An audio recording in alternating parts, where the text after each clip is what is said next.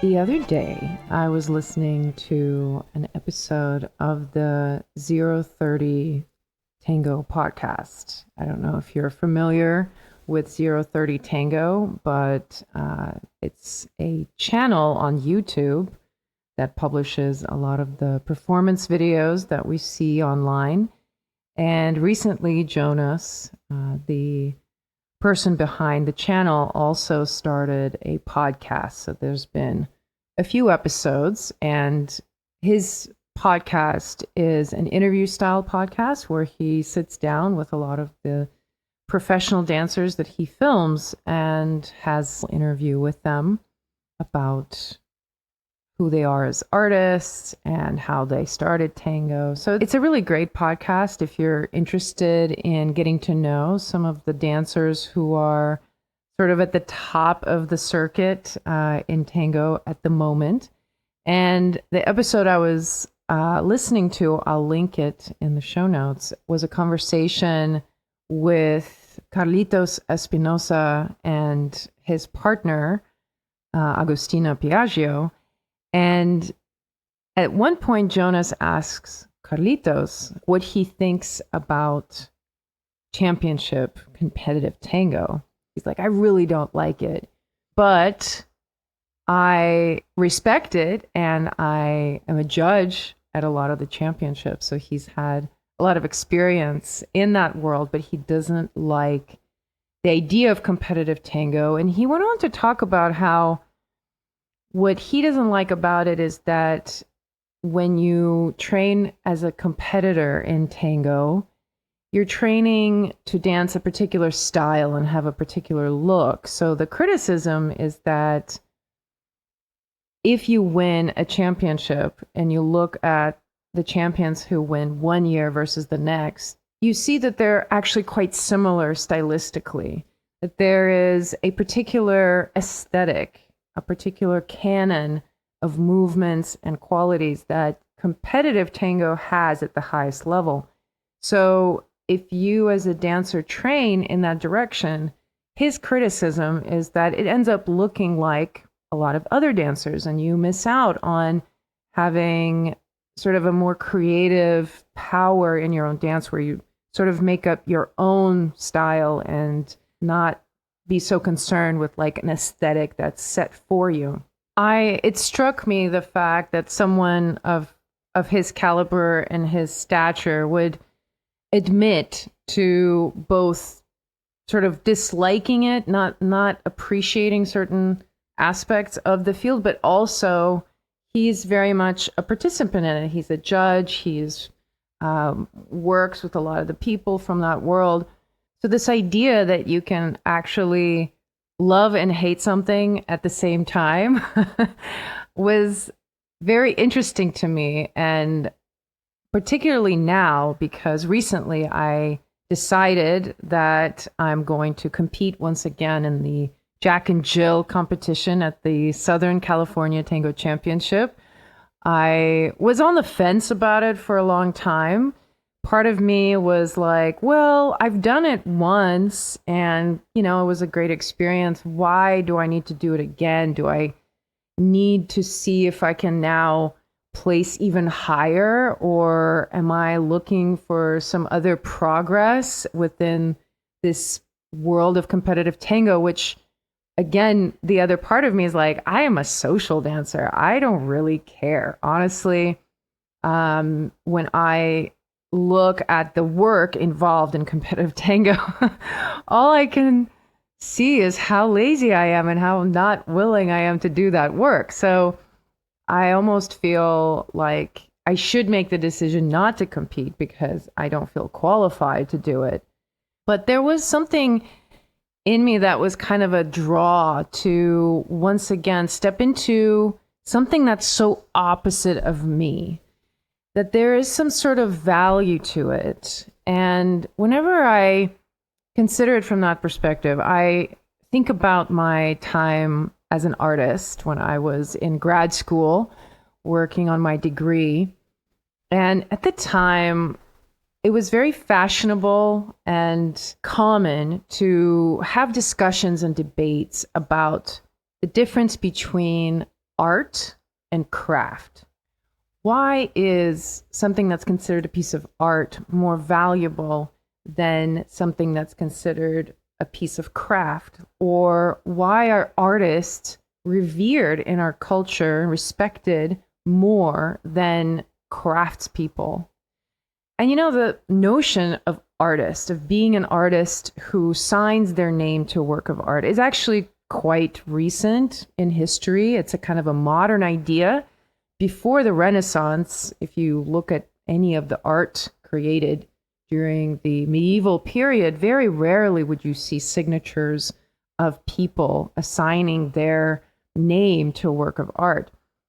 And those things shift. And when it comes to understanding something as art, the way I finally came to understand it is, as a culture, when something becomes an art form, it rises from this agreement among many, many people that we appreciate something and establish it as a sort of a parameter of beauty, of aesthetic.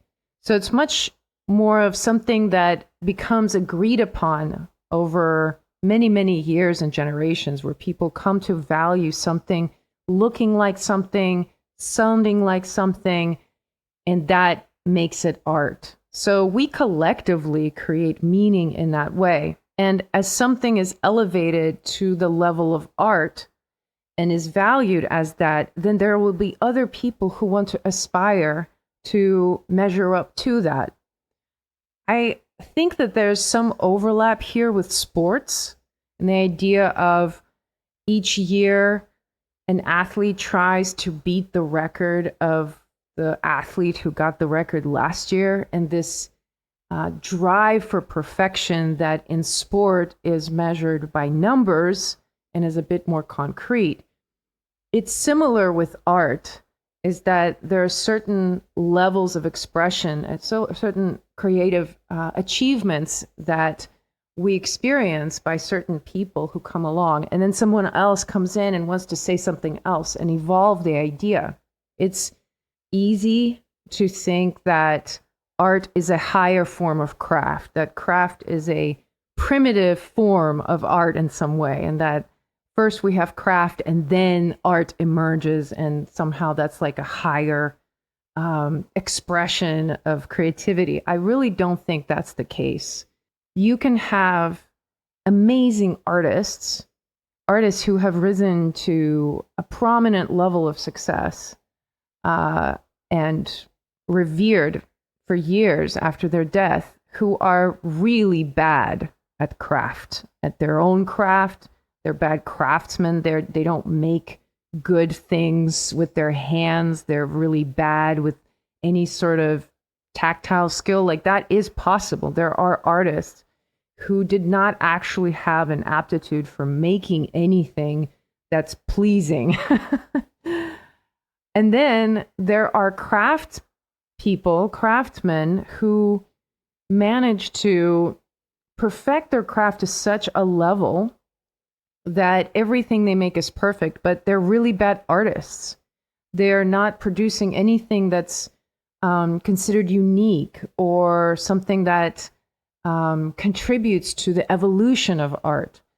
And I know this might be controversial, but in the art world, in the circles of art, someone like Bob Ross would be considered a craftsman, but not an artist, even though everybody who would interact with him and see his life's work, they would say, oh, he's an artist, but not according to this specific level or the criteria that we have as a culture have bestowed on the idea of what art is. Bob Ross does not fit that. He's a really good craftsman who could create a landscape painting after landscape painting after landscape painting. He probably could do it with his eyes closed, but his art did not evolve. It does not go beyond itself. It remains very much the same cookie cutter, formulaic type of process. So you see, there's a little bit of a gray area even discussing it in this context, just parsing out the value between what might be considered good or bad craft, good or bad art. And ultimately, there's an ongoing conversation between the two. And so, of course, I'm setting this up as a parallel to Tango because I think this is very much playing out in Tango as well. When it comes to social tango and competitive tango, there seems to be an opposition, an irreconcilable opposition. Whenever I bring up competitive tango as a discussion point, typically a lot of people will say it's not really tango. It's not it doesn't carry the essence of what social tango is about. It lacks soul. It lacks some sort of purity that real tango has. And whenever I talk to competitive dancers, dancers who put in a lot of time into the competition, the way they describe what they're doing and sort of how they're thinking about it, it reminds me very much of artists who are very seriously exploring something very specific. Most of them strike me as extremely diligent and disciplined, a lot more than I could ever be. They're very committed to their work ethic. And, you know, sometimes as a social dancer, I have to admit that it sort of intimidates me a little bit. And I wonder whether some of my resistance, along the way to competitive tango or the judgment that I might pass sometimes just has to do with a little bit of my own inferiority complex because I don't work in the same way. I don't have the same process for my tango exploration. From both sides, whether competitive or social, you can have very interesting contradictions. You might have a competitive dancer who's extremely versatile in their techniques and they're really good at choreography and they win championships. And they could be really, really bad at social dancing. They don't actually excel at improvisation and they don't do well in the line of dance. And then you might have a social dancer who only knows 3 moves and has been dancing the same way for 20 years, and you watch them and they mesmerize you. You're like, oh my God, it's like the most beautiful thing you've ever seen. How are they doing that? That's so strange. So that contradiction that I see present in that discussion with art and craft, like that you can have these opposing qualities whenever you look at either side. You see the same thing with tango. The competitive dancers might look at social dancers and critique their lack of care for the actual form. Because when we're talking about having something be elevated to the state of art, one requirement that you have is a form, an agreed upon form that people say, okay, from now on, this art form looks like this, and we can now agree upon it and build on it. If that doesn't happen, if you don't have that, it's very difficult to retain the structure of something and keep it. So competitive dancers, a lot of times, rightly so, I would say, are critical of social dancers who don't pay attention, who don't care about the form, who only prioritize the feeling. And it doesn't come across that, oh, you're just free to do anything and, you can make your own tango. It comes across as carelessness. This is from the perspective of somebody who really cares about the form. I'm not saying that is the reality, but it can seem that way. So basically, social dancers really see competitive dancers become too preoccupied with the form and not focused enough on connection. And competitive dancers perceive social dancers as not being concerned enough with the form and overemphasizing connection. So the two worlds seem to sort of oppose each other, and it's tricky to find a way to reconcile the two. But I think the way I've informed myself, and this is how I came to make this decision to once again participate in the Jack and Jill competition in the upcoming championship, was to really see how the two opposites inform each other. When I was teaching art in college, and I was responsible for teaching entry-level drawing classes or classes that introduce students to lots of different working methods and different materials. One of the assignments that I loved giving because my students hated it so much was to assign a project to each student that they would have to do in a medium that they hated. So if somebody loved working with watercolor and they hated working with charcoal, then they would have to use charcoal on that next project. There was so much complaining throughout the whole project, and every single person hated the process. But every time after, when we actually looked at the work, number one, most people were actually pretty surprised with what they came up with.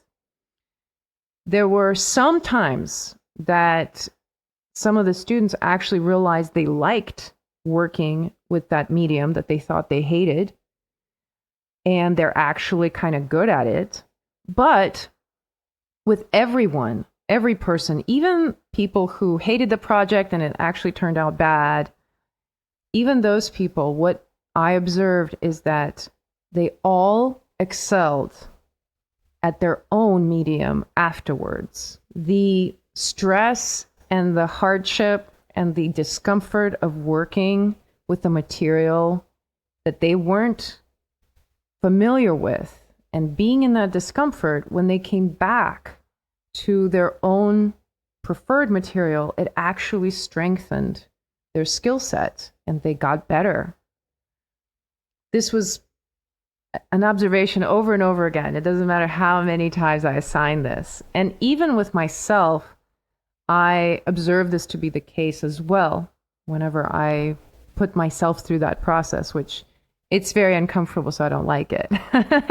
But whenever I have done it, it was really good. It's like conditioning, right? It's conditioning your skill set in a different way. So the relationship between competitive tango and social tango is actually pretty similar in my mind now, because by doing the competition, I noticed afterwards there was like a different level of attention that I was paying to my own dance, to my own form.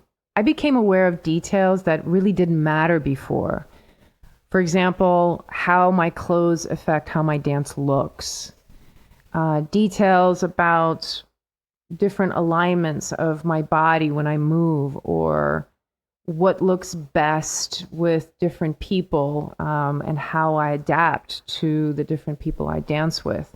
There's all these ways that my dance evolved, and there are things I've become interested in that were not interesting to me before. And there are performances and dancers I've discovered that before I didn't care to look at because I competed. I also see different details in other dancers, and how I watch dancers has changed. What I appreciate about dancers has changed. For the first time in my life, I actually watched a lot of the Mundial Championship, which is not something that I was interested in before, but now I actually found myself curious to see who are the people who are making it to the top this year versus last year. I think it did make me a better social dancer as well, because it brought into my social dance experience that dimension of being aware of others around me, both as a dancer on the social dance floor in the line of dance, but also people watching me. And I know that's something that we don't necessarily want to focus on when we social dance because it might be distracting. But, the dancers who really stand out to me are the dancers who are aware of being watched. And when they can bring in that care, almost like that you want to appear in the best light and you want your partner to appear in the best light, like you are on stage, like you are on screen. I know that might sound like it's distracting. And of course, different people will respond differently to that idea. But it was an edge that was not part of my dance before. Before I didn't care about it. But now there was like a feeling of, oh, I want this to look nice. I want this to be pleasant for people who are watching me. I want them to enjoy watching me. And that really came from that experience of being on that dance floor, having the judges there, having an audience, and overall feeling the support, the recognition from people who are watching, just the vulnerability that it takes to open yourself up to that gaze, the fear and nervousness that goes along with it. Everybody feels it in the room. The room is kind of charged with that energy. And there's something magical about watching yourself face those emotions and face that experience and to be there and observe yourself. I liken it to a little bit of this rare atmosphere where you're sort of floating in some sort of an artificial fantasy world that's all about the music and the movement. Nothing matters in that moment when you actually start dancing for the competition. It's like nothing else exists. It can't, because so many things are happening at once and you really have to be present. So it's sort of a tension building exercise, and the game of it is to see what happens for you. How are you able to handle the tension? What will you do with it? So rather than thinking of yourself as either a social dancer or a competitive dancer, I realized you really could see both of those options as your creative tools for your creative evolution.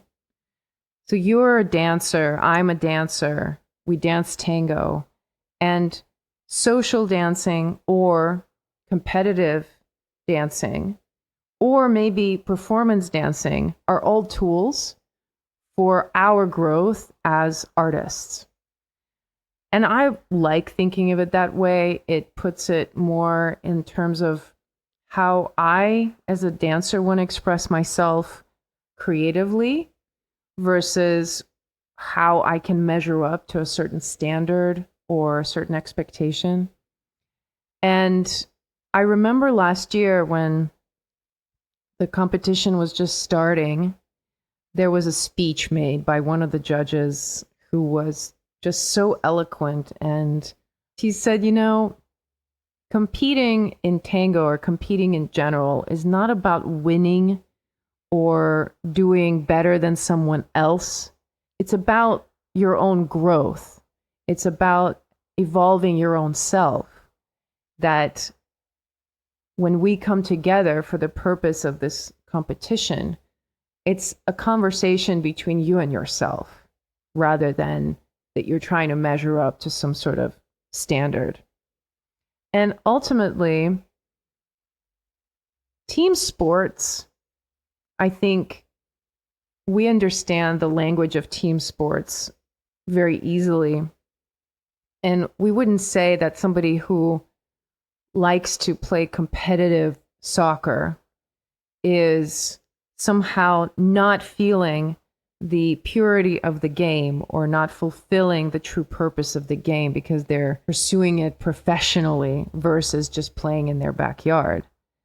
And so in that context, I think with tango too, like competitive tango is just another version of tango, another aspect of tango that can be experienced very deeply, and it can contribute to a lot of personal growth and creative expression that you might not otherwise tap into, because social dancing is such low stakes. If you just focus on social dancing, you really don't need a huge amount of technique and knowledge and skills to be able to dance socially very well. Even with musicality, you might even get away with very little technique if you really know the music and you understand how to dance it.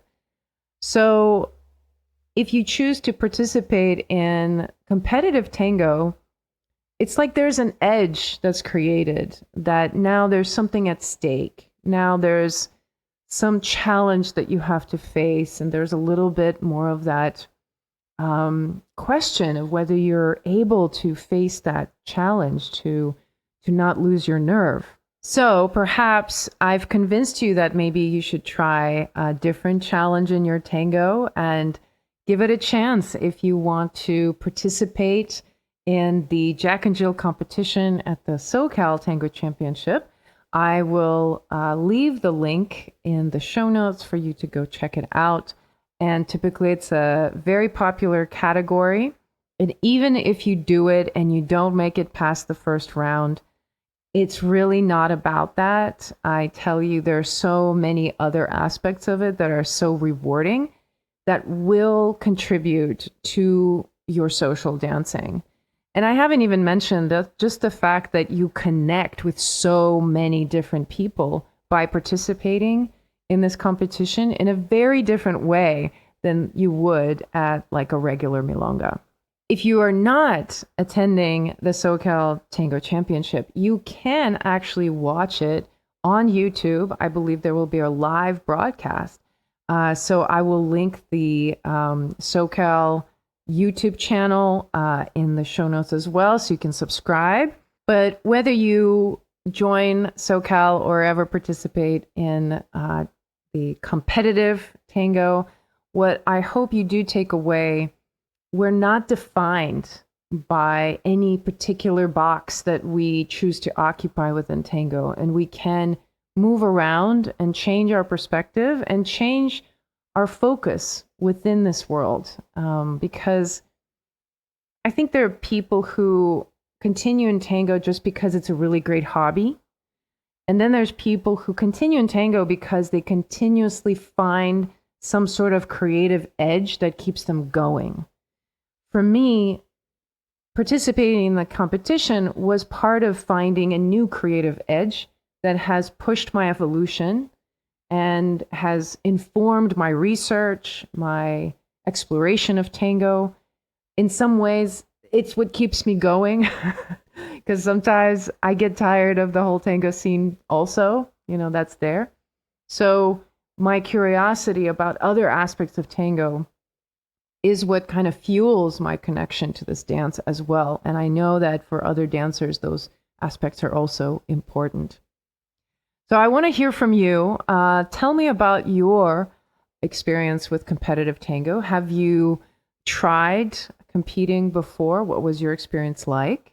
Many dancers who have shared with me about their competition experience have said that it has helped them to communicate better with their partner, that working on things like choreographies or stage skills actually improved their connection with their partner on the social dance floor. So I'm curious if you have had those kinds of insights from your experience of competing. And maybe you don't like to compete, but maybe you like to watch. And if you do like to watch competitions, I would love to hear what your favorite parts are and what are the things that you really look for and appreciate. I look forward to continuing this banter with you next week. Until then, ciao.